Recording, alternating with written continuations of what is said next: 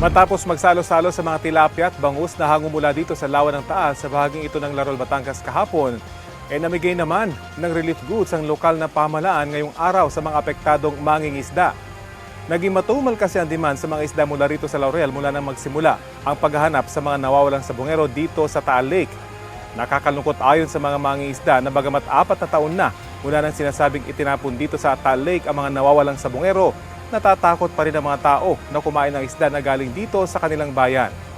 Kung totoo man daw na dito nga tinapon ang bangkay ng mga nawawalang sabongero sa ngayon, hindi na raw ito nakakaapekto sa kanilang mga isda. Paliwanag ng mga mangingisda, nakalagay sa mga fish cages ang mga isda at mga feeds ang kinakain ng mga ito. Hindi sila nakawala sa lawa at kumakain ng kung ano ang narito. Kontrolado umano ang environment sa mga fish cage.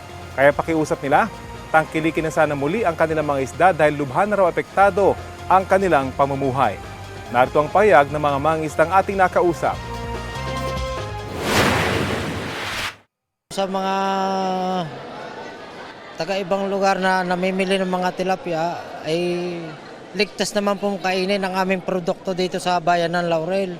Bihira na namimili. Hindi naman maapektuhan yung mga tilapia, bangus, tawilis. Ang ating pong hanap buhay ngayon medyo tumumal dahil sa mga isyong sabongirong yan. Kaya magtiis-tiis muna tayo.